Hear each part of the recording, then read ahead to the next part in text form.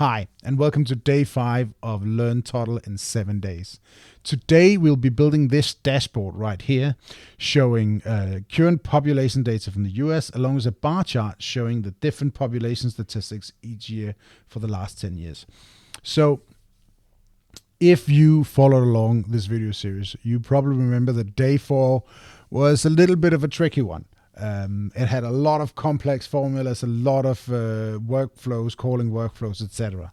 Today is not going to be nearly that difficult, but we are still going to learn about a lot of new things and a lot of new tools we can add to our toolbox when building Toddle apps. Most importantly, we'll be working with components and learning about how we can use them in our Toddle project. So I hope you stick to the end. There's quite a lot of useful information in this video. So I'm going to start here by opening up Toddle. And then I'm going to create a new project, which is going to be an application. And as always, I'm picking the blank template. And I'm going to say this is going to be called 7 days hyphen dashboard. That's going to be the name of my project, right? So normally when we're building in Toddle, we're actually starting from the data. I usually like fetching the data in first and then building the UI based on the data. But this time we're going to be doing it a little bit different. And that's because we want to build our dashboard using components. We haven't really talked about components much before. And it is actually a little bit weird considering how key components are to building Toddle and Toddle projects. So a component, up until now, we've been working with pages. So a page here is essentially has some elements, some HTML elements that it'll render onto you to the page that you can style. It also has some variables you can set, APIs, you can create formulas and workflows and all these things. And these are all things we've looked at in previous videos. Components are almost exactly the same. They almost work exactly the same. They also have elements that they are rendering. They also have variables, APIs, formulas, and workflows. The difference is that a page has a URL that it is attached to. So when you load that URL, that is the page you show. Components, on the other hand, are smaller parts of your application that you can embed into pages or embed into other components. And therefore, they'll then be responsible for that part of your page or that part of your app. And so they're kind of little building blocks that you can build more and more complex things with. So today, because we're building a dashboard, I want to create some dashboard widgets as components. And the first component I want to build is going to be a little number widget. And what it's going to do is essentially show a single number with a label on it. And so in this case, the dashboard we're building for population data, it'll just show the most recent total population number.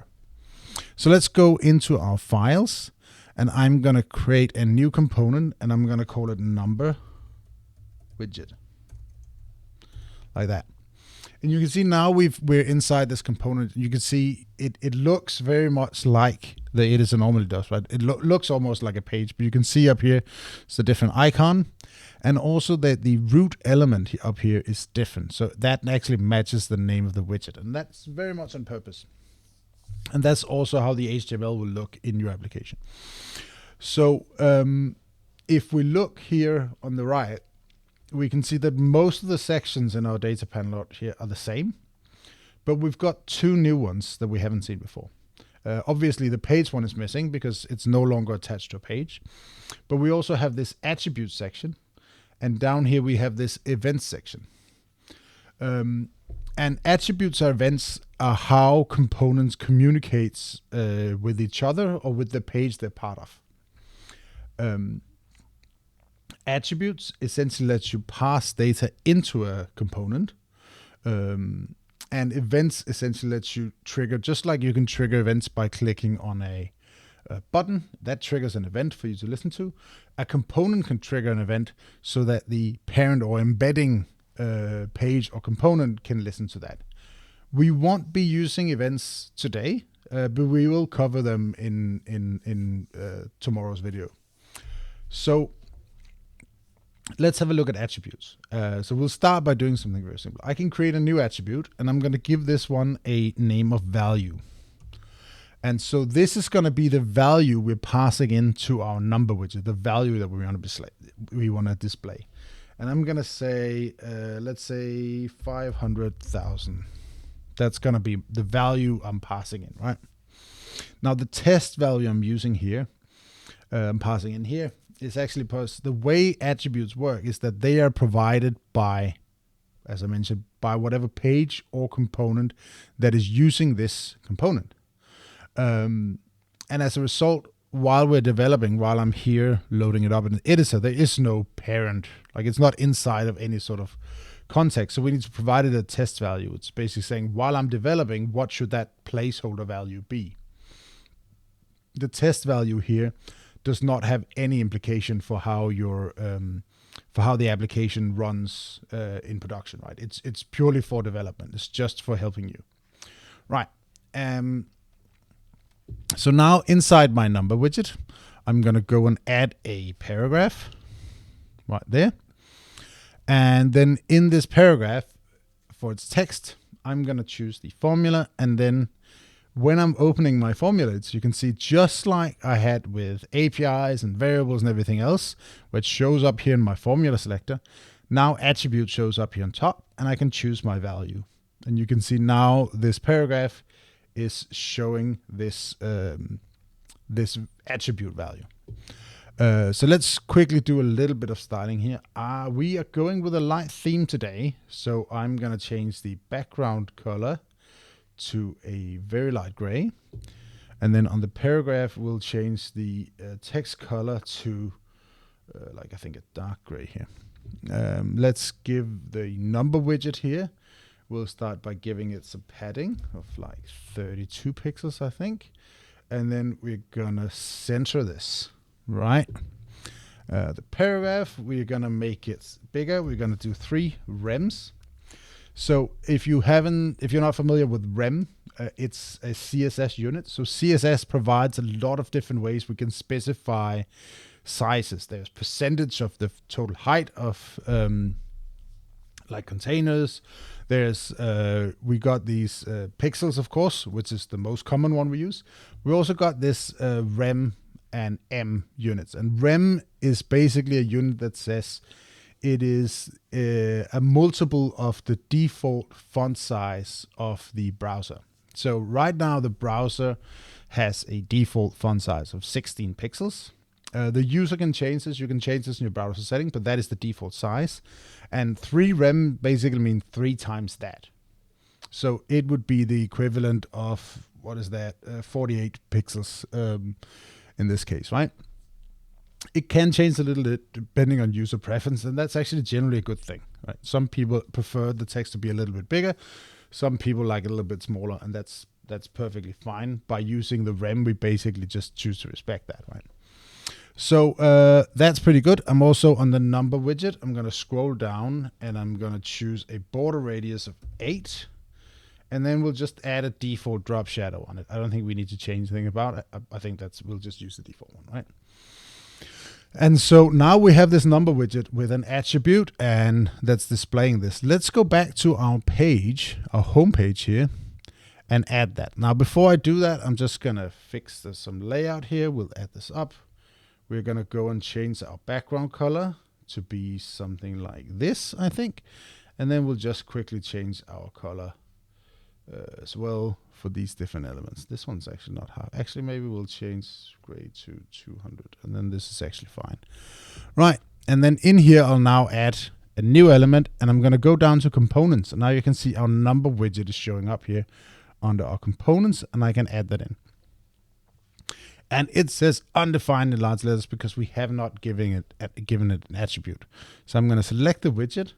And then right here, we're seeing this right panel, which actually looks somewhat like a little bit like the panels on HTML element. But the differences are that the only attributes we can see here are the ones that are specified inside the component, right? So the component decides what attributes it can actually accept, just like it defines what events it can emit. And again, we'll cover events in tomorrow's video. So let's go and give this a value. I'll just say 450,000. And now you can see the value inside here updates. So you're kind of beginning to get like a little bit of an idea of why components are interesting, because we can create this part of our UI, part of our application, that is sort of created once and then reused. And by using attributes, we can configure them in different ways. So this number widget can now be used for displaying any sort of number onto a dashboard, right? It doesn't have to be just for, like, let's say population count. It could be anything, right? And so this saves a ton of time as we're developing.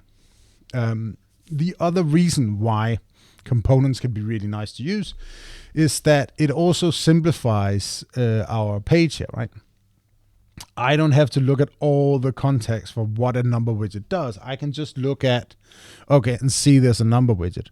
And so as our applications grow and become more complex, you can sort of see how breaking things into components is going to let you reason about your application in a much better and simpler way than you otherwise could. Like it's sort of hard if you have like a million elements here on the left. It can be hard to find what you're looking for. If you have 100 variables in your right panel, right, it can be hard to figure out which one you actually need. So by breaking your application into components, you create something that's a lot easier to work with and therefore a lot more scalable. Right, so we're not quite done with our number widget, so let's go back in.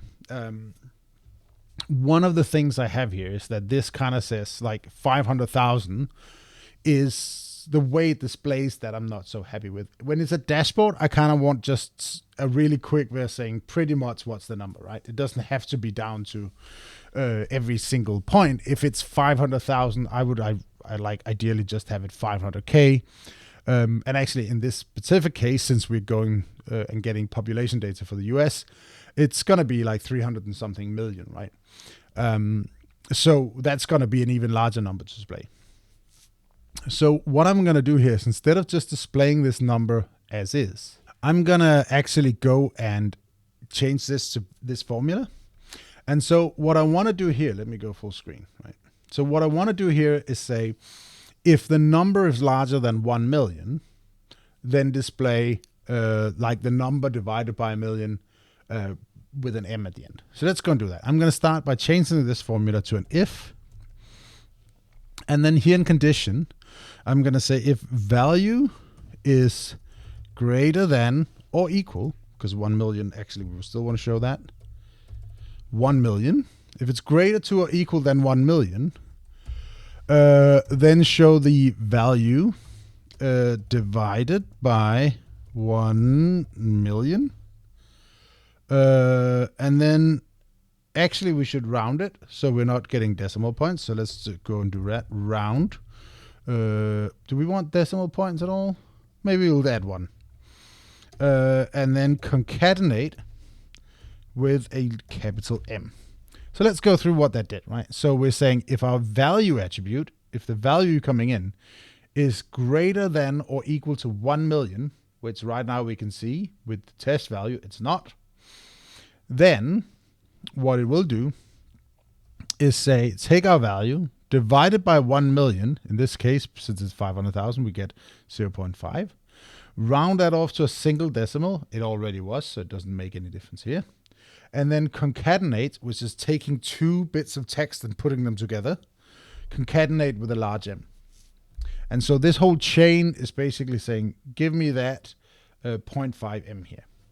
And so if our condition had been true, then this value would be returned, right? The 0.5 M.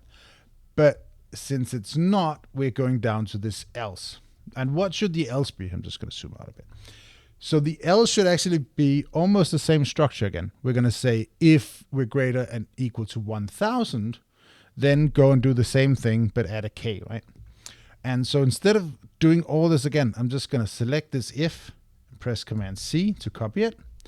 And then down here, I'm going to press add and then Command V to paste in that whole tree again. So now we have the whole thing copied down here in our new formula. Now, in this second tree, we generally call them like trees, and actually sometimes they're called logical branching as well, not to be confused with branches in toddle, right?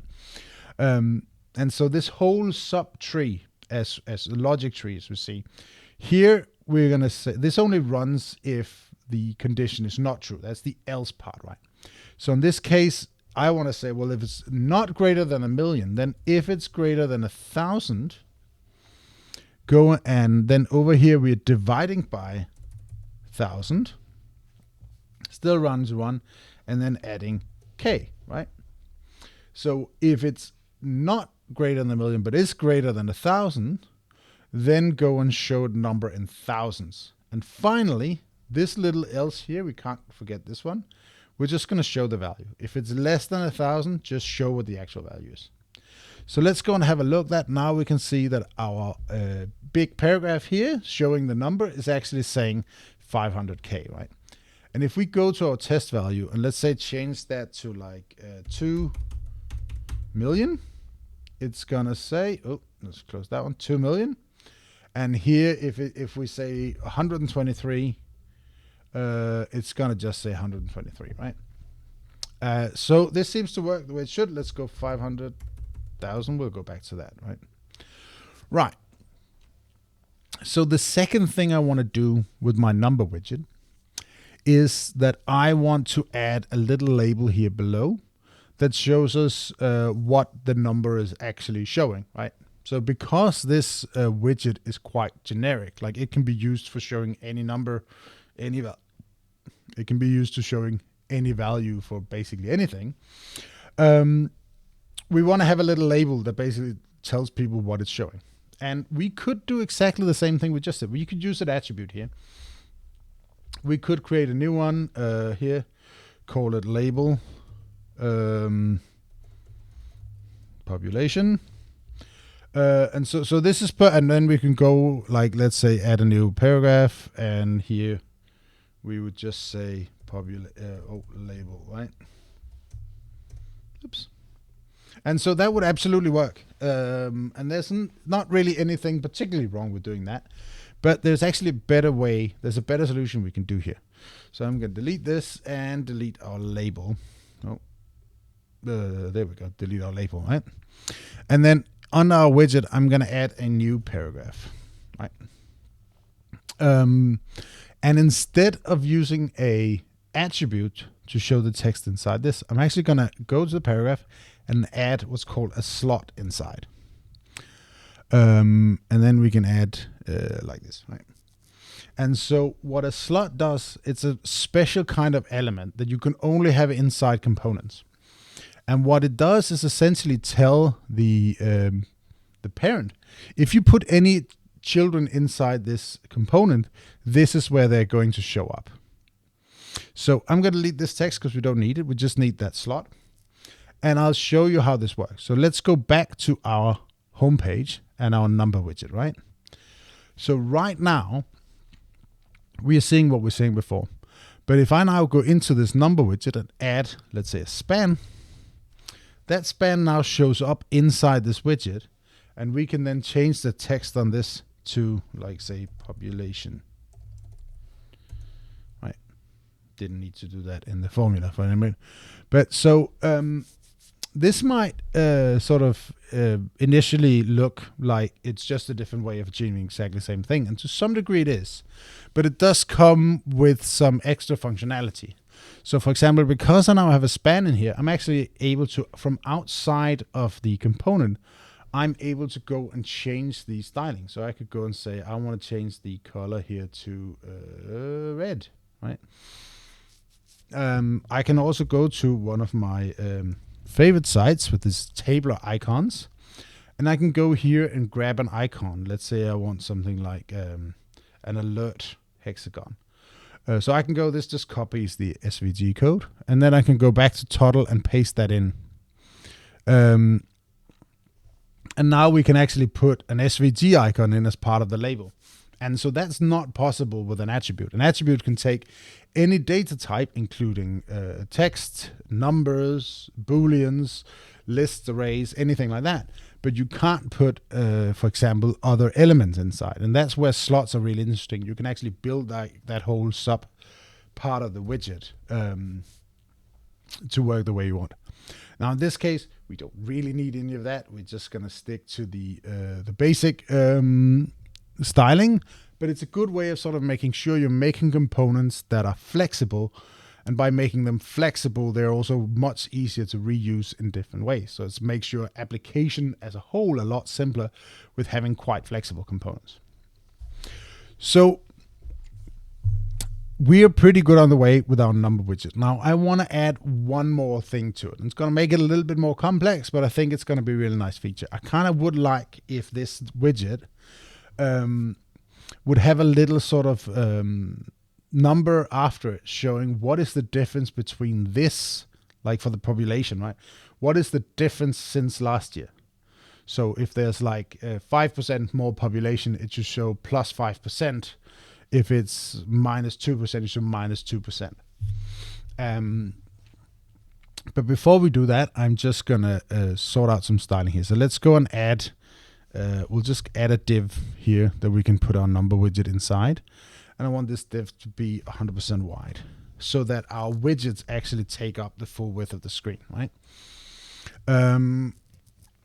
Let's open our number widget again. And we want to add this sort of comparison where we're saying, what is this number compared to, let's say, last year? But because when we're inside the widget, we want to think in a slightly different way. Instead of, we're not really thinking compared to last year. We're just saying, well, I'm comparing two values. And because this is a reusable widget, we might want to, like it, we could use it in other contexts. It doesn't have to be population count. It doesn't have to be last year, right? It could be last month, last week, or sort of compared to a norm or anything like that, right? So I just want to add a new attribute called compare value. So this basically says, what is the value I'm comparing to? But it's really giving us no information, no context about what we're talking about. And that's kind of why this component is quite flexible, because we don't really know what it's showing when we're building it. That is only when we're applying it, only when we're using it inside our application. So let's go and say 450,000, right? That's going to be our compare value that we want to show over here, right? And so the first thing I want to do is figure out what is the difference in percent, right? I want to calculate how much, what is the percentage increase or decrease compared to this value. And I'm actually going to be using that a few times in this component. So I'm going to make it as a component formula. I'm going to call it, we're going to call it just diff or difference. Like that's the difference, right? It's going to expand this one. And the way I get that is I take the value, then I divide it by the compare value. In this case, I'm getting 1.11111. And so that means, okay, this is 110% of the original value. That's great. But what I'm looking for is plus minus percent, right? So I am going to go minus 1. So this gives me 0.1, which means, okay, it's positive 0.1 or 10%. And then we finally multiply by 100 to get it in actual percentage numbers, right? And so basically saying, what is this value compared to, what is the difference compared to before? Subtract the 1 to get the plus minus difference. Multiply by 100 to get it in actual percent instead of like 0.1, yeah, right? And finally, we're going to round, and I think we'll round to 1 decimal here as well, right? And so right here we can see, well, okay, our value is 11% higher than the compare value, right? Great. And so I'm going to add that to our paragraph. I'm going to select the paragraph, add a span. So spans, I think we have covered before. Span is like your default little text container. It's just, I want some text wrapped in an element. They have no semantic meanings. Like paragraph basically says this is a paragraph of text to be read. Span can like wrap any bit of text, and it's just sort of a way for us to get an element in there that we can style or that we can add some logic to, right? So in this case, I'm going to start by making the, I think, well, the font size will go 1 rem to start with. Maybe that's a bit small. So if I hold down Option and press up and down, so because rem is like quite a aggressive unit, like one indentation is set, like one step is 16 pixels. If I hold down Alt while I press up and down, I can actually, I can change it by like a 0.1 every step. And I think something like 1.5 rem is actually pretty good. And so inside my span, the text here, I'm going to use our formula editor and just going to check the difference, right? That's pretty good. Now I want to add another text node here. After that, that's just going to say %. Now, before we've used concat as a formula before, or sorry, concatenate as a formula before, and we could have absolutely added concatenate % here. This is just another way of essentially getting to the same. I can add multiple text elements next to each other, and that works just fine, right? There's no issue with doing that. And then on the span, I want to go and change the styling and the font color to be green. So I think we'll find like a nice green 500. Yeah, that's pretty good, right? And the last thing is just like I have with %. I'm going to hold down Option and drag a % up, and then I'm going to change this to a plus. Right. So now it says, well, 500,000 and it's plus 11.1%. Now, so far so good. That seems like we're almost there. But let's go and try and change our compare value to 550,000, right? Let's close this one. So now we're seeing this weird plus minus 9%. And that's because the plus we basically said should always be there. Now we wanted the plus because if it's a positive number, we wanted to say plus something %. But when it's a negative number, we don't need it. So we're taking this text element, and then on the show formula here, we're basically saying, only show if difference is greater or equal to 0, right? So we're only showing the plus sign if the difference value here is greater or equal to 0. Perfect. And the last thing is it probably shouldn't be green when it's negative, right? So I'm selecting the span again, and we've said here in our styling that this should be green. But we can override that style. So we can add a separate style here that lets us override some of our styling if specific conditions are met. Like one of those conditions could be, let's say when I hover the element, I could change the color to, let's just pick one here. I could change it to blue, right? Let's go into test mode here, and we can see whenever I hover this, my text is turning blue, right? That's not at all what I want, but just an example, right? So let's go, we'll go and delete this again. What I actually want is I want a specific condition that's going to trigger a different style. And the way we can achieve that, this is sort of weird, there we go. The way we can achieve that is we can use a class on this span element and use that to dictate when a certain style should be applied. And we can use a formula to show when that style should be there. So let's go and select this. We go into attributes, and right here we have classes. So classes in HTML are essentially just a list of tags, like string tags you can add to an element.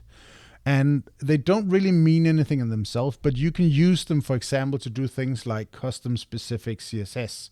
So you target only an element when that class is there, right? And you can have multiple classes on the same element. So here I'm going to say negative, right? And so this class indicates that the number is less than 0. And right here, the FX button, this is just like our toggle over here, right? This formula says, should this class be there or not? So if the formula is true, then the class will be shown. If it's not, then it won't. And so the logic here is going to be our difference, if that is less than 0, right? So we are saying it's negative if the difference is less than 0. Okay. So now we can add a new style, and now under classes, negative here is listed, and we can use that. So these styles will only apply when the negative class is present, and that is only true when our diff value is less than 0. So let's go and add this. We'll go on text and color. I'm going to scroll down and find a red 500. And you can see that now means it immediately changes to red, so that because we're below 0, it's going to show up as red. Let's just once more try this. We'll change this to 450. And as I do that, the value here updates to plus 11%, and it changes. The plus is shown again, and we're getting back to green, right? Perfect. So that is our number widget. That's now done. Let's go back to our home page. And we can actually see there's one thing here. This now says minus 100% because we did not give it any compare value. And I actually think that if we choose not to give it a compare value, it should probably just not show anything, right? So let's go in here and say, let's take the span in our number widget and say show, and then compare value. So basically what that says is only show this span, this little extra bit, only show that if you have a compare value. So if none was given, just hide it, right? So now if we go back to our home page, we can see it's gone. Now let's try adding in a compare value of like 500,000 here. Let's just remove that one, and now we can see we get this nice we get this nice compare value shown, right? So that is it for our number widget. We've created our first widget successfully. Next, we're going to add a bar chart to our list of components here, right? We're going to add it to. So the idea here is we'll show the total population at the top, and then below we'll show a chart showing each year and their population, right? Just like before, we're going to add a new component. We're going to call that chart widget. And just like before, we're here on our open component on our editor, right? So I'm going to add a few things here. I'm going to start by adding some styling. I think we'll start by giving it a minimum height of 200. And that's basically saying if it's less than 200, it doesn't really work. We might want to change that later. Like that might actually be a thing. But right now, while we're developing, it's actually nice. Oh, actually even better. Let's go and say, for this, let's go and say a height of 100% and a width of 100%. Because that way, wherever you put the chart, it's going to take up as much space as you want it. So in terms of having a reusable component, you can kind of put it into many different contexts. And as long as it'll only ever take the space that's required for it, right? Right. So inside our chart widget here, we want to add some bars. So let's go and add first we'll add them as a div. We don't really need them to, like, they're just going to be blocks, right? So we'll add them in here. And then I think for now, we'll give them a height of 200. This is just a placeholder value. We need something to look at while we're styling. And the size here, we're going to say flex 1. And then we're going to make our div here on the back end. We'll make that color, I think we'll go with something like blue 500. That's a good classic. So now we've got one bar. It's really, really tall, but it's not quite too high. Oh yeah, and it's the reason why it's flexing here is because we've laid it out the wrong way. So let's go and grab our chat widget here. We actually want this not to flow down, but to flow left. Oh, sorry, right. And then we're going to change our alignment here and bring it down to the bottom, right? So now we've got this bar down at the bottom. You can see the alignment actually somewhat looks like a bar chart. And if we copy this, right, and paste in a few versions, we'll start seeing them show up as different bars. Let's just grab our widget. Let's give it a little bit of gap here of like 8 pixels. And now we can see we've got these bars in the bottom, right? Now, there's a few more things we need to do. First of all, let's add a little bit of padding like that. Okay. So the first thing is, of course, that these bars should represent a data set, right?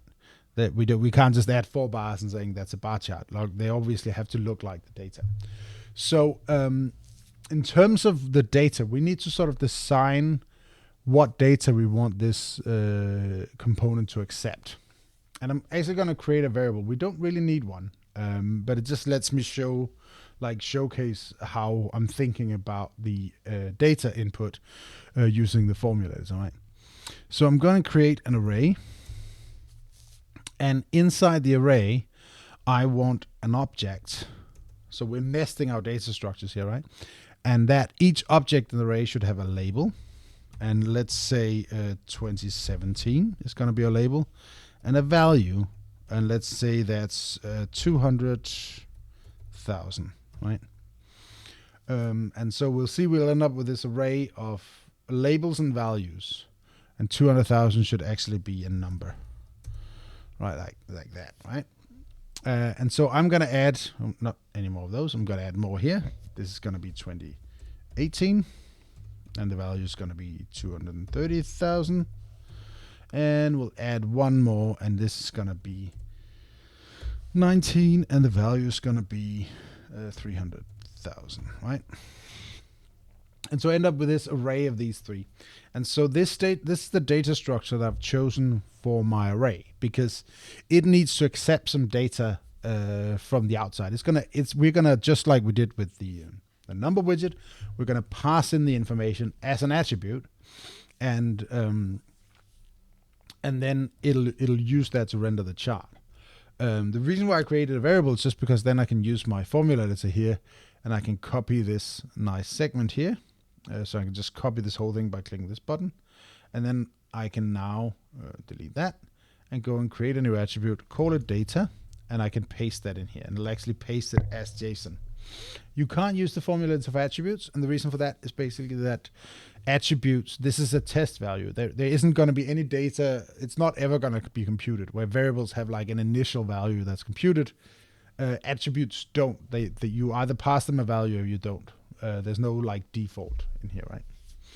So we can see now we have all this data here as our part of our data set in the attribute, right? And so instead of having all these divs over here, we're just going to use a single one, and we're going to choose to repeat it over our data, right? And we can see that ends up with these three items. Let's just make this a bit smaller. There we are, right? Yeah, here we go. So the next thing I want to do is I want to show a label for each of these. So inside my bar, I'm going to add a span, right? And I'm just going to adjust my bar, the styling. We're going to adjust that to the bottom. And this span, the text inside should be a formula, and the formula should have been essentially be my repeat item and then the label, right? That's why we had a label and a value, because then we can show the label down here. I'm just going to change the color of my text, and we'll pick a light blue because it sort of matches here, right? And maybe actually for the bar, we'll just add a little bit of padding here to sort of make it sit nice within. Now, the other thing I want to do is I want to show the actual value of this just hovering above the bar. So I'm going to copy my span. It's sort of sometimes easier to just copy one than create essentially the same structure. And for this one, I don't actually want to use the standard layout, because I want it to hover just above here. So what I can do is I can tell this element to sort of pop out of the normal layout flow. So normally, like, when we have our Flexbox layout, the bars are part of the layout. This one gets pushed over to the middle because this one is there, and this one gets pushed over to the end, right? So the layout is sort of laying out all the elements, so there's nice room for everything, right? But we can say, don't do that. We can say, basically say, I don't want that for this span. So I'm going to change its placement to absolute. And then I'm going to say, where did that end up in? Place the, where did that end up in? Oh, it ended up right on top of the absolute same one. That makes sense. So let's go and That's why it was a bit hard to find. Let's go and change the actual value instead to a value, right? So now we can see that these two are just on top of each other. So by default, this is actually, if you put it absolute, it's going to stay the same place it normally would, but it's not going to push anything else. And so what we can do now is take the span, I can change its top. So this is its position relative to the top of its container. Whenever we are using absolute or fixed, well, actually specifically for absolute, top is relative to the container I'm inside now. How many pixels should I be off for the top? So if we say 4, we'll get this effect where it's like 4 pixel push down from the top. Now, if we don't set anything in left and right, it's just going to stay at the same sort of vertical position as it was initially put. And that's fine for us. We don't want to change that, right? But I actually don't want it just below. I want it just above. So I'm going to hold down Shift and press minus till I get sort of a little bit up. And then I'm just going to add a few more like this, I think. There we go, right? So now we have these nice labels that are hovering just above the bars. And they are bound to this bar. So if we change the height of the bar, they'll still hover just above. And that's exactly what I want, right? So now we're getting pretty close with our bar chart. I think a few things, since we're doing light mode, let's go and apply this here. We're going to change the color to a light gray. And for that reason, of course, we need to change the color of our span. This was blue. We'll change that down. So maybe just the same blue, actually. Yeah, this is pretty good. We'll make it the same blue as the bars, right? And we'll also, of course, make it a border radius 8, and we'll give it a shadow, right? And we'll stick to the default shadow, right? So the last thing we need to do to make this bar chart work is we need the bars to be actually adjusted to the, like their height needs to be adjusted based on their value. And specifically, I want the largest value in the bar. Whoever has the largest value, that should be 100% of my bar chart. And everything else should be some percentage of that. Like we'll define the height based on what is their percentage of the total height, right? So in order to do that, first I need to figure out which one is my largest number, right? And of course, I can easily see that it's 300,000. But I need that stored somewhere where I can use it in a formula, right? So I'm going to create a new custom formula called max value.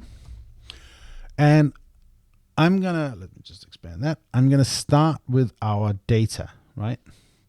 And then I don't really care about all of the values right now. I just care about both the label and the value. I just care about the value. So I can I want to transform in this into just an array of just the values. So I'm going to throw away the labels. And I can do this with a formula called map. So I'm going to add that here, say map. What map does is it takes in an array and it spits out an array. And by default, you can see they look completely identical, right? Like this has a label and a value. This one over here has a label and a value. But the second input here to our map formula is where it gets interesting, because this is actually what we call a formula input. So it's going to apply this formula is going to be run for every element inside the map. And so if I here say value, this formula basically takes an item and pulls out the value. And what map does is saying it's going to do that for every single one of them. So by doing this, we're actually getting here a list of just the values. And I can see that I have screwed up my type on some of these. This was supposed to be numbers all around. Let me just go and see why that didn't happen. So let's go into our data. We can see here we've got some string value. I'll just fix that directly in JSON. That's fine.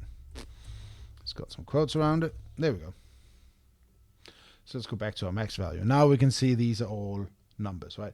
And we do need them to be numbers because we're gonna order them, right?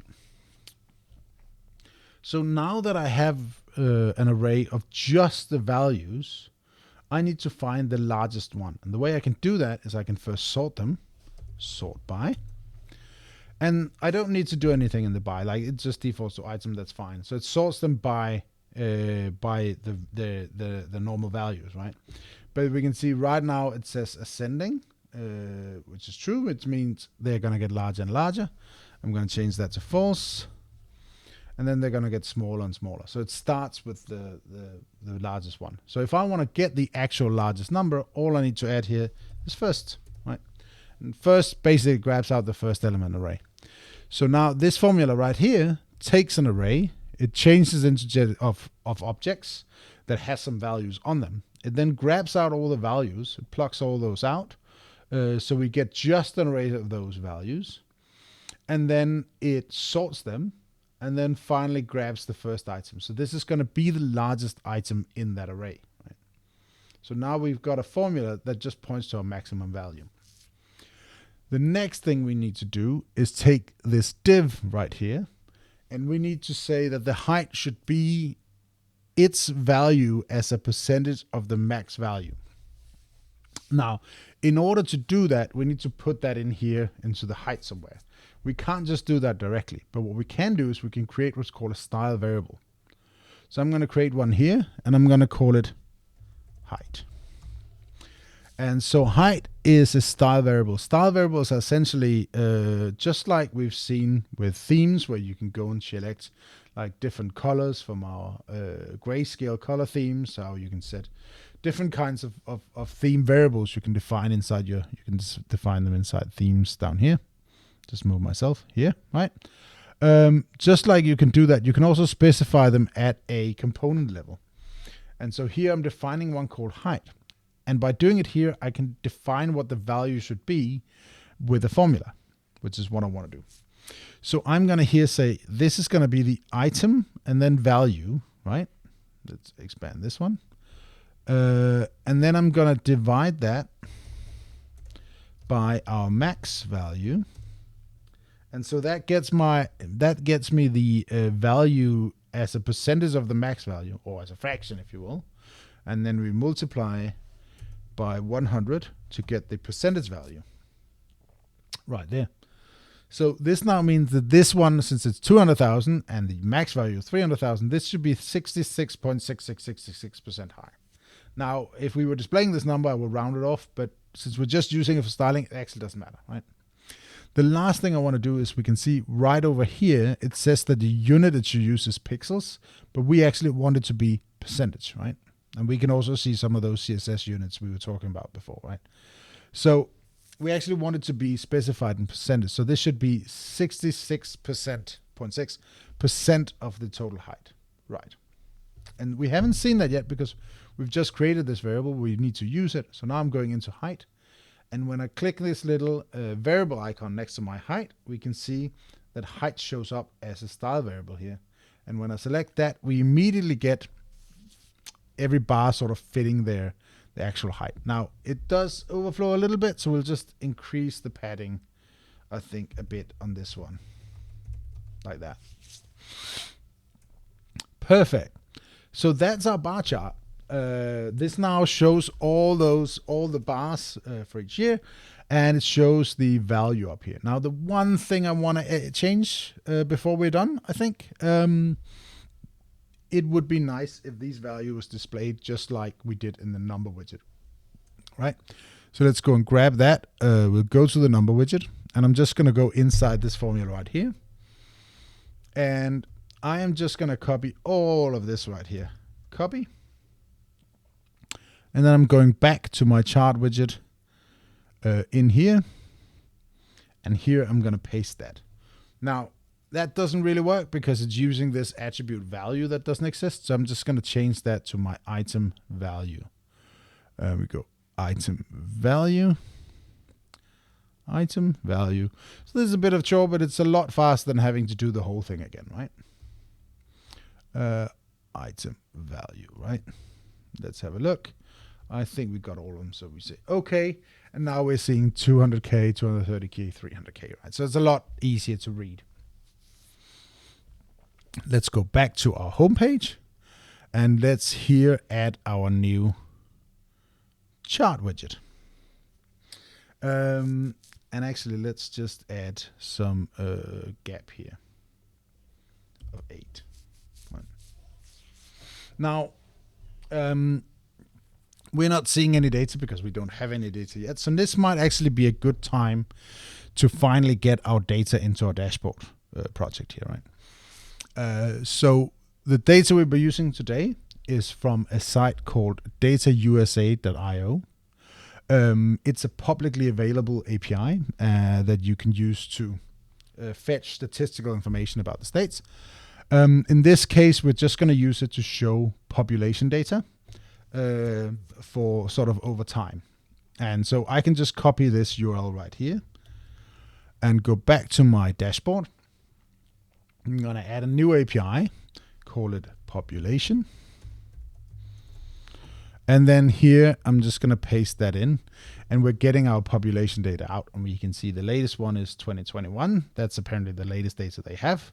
And we can see 329 million is the total population count, right? So now that we have this data, let's go and wire that up to our dashboard. First, we're going to take our number widget here, and the value here should now come from our data. So we're going to use the formula again. We're going to say population data, and then the data from the population, that API actually returns another object with a data property on. So we're going to click on that again. And in this case, we want the first item. That's going to be the latest number, right? That's the latest year. So we're going to open that up. We can see it here. Year, it says 2021, right? So we want to get the first one and then population, because that's going to be the most recent year in our data set. And then we're going to do the same thing for our compare value. We get population, data, but this time we get the year before, which is going to be the second item on the list, or the one at index 1. And then we get that population count. And we can see that the population in the US is 29.7 million people as of 2021. And we can see there's a plus 1% since the year before, right? Now let's go and do the chart widget. So we remember in the chart widget that we have a very specific structure that we needed with objects that has a label and value, right? We need to match that in our homepage, right?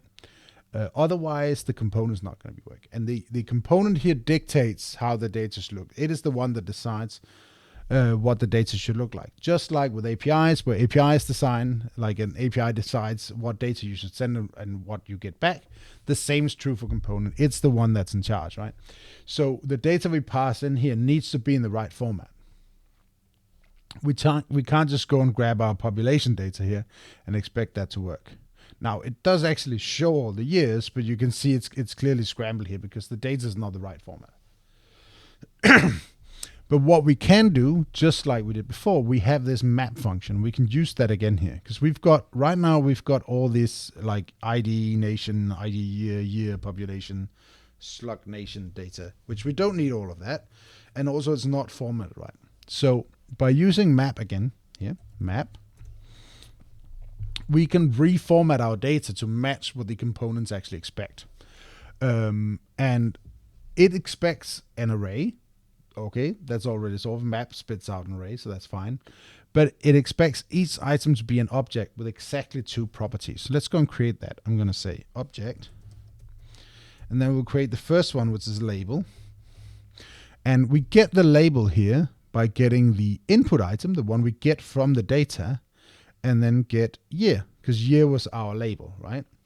And the second one, the value, we get the input item and then population count, right? So now what we end up is this array of label and value that exactly matches what our component expects. And there we go. And now what we can see is we get a really nice bar chart with arguably not that much difference, like visual difference, but you can see a little bit of the population numbers for the last, like, what is that, 10 years, right?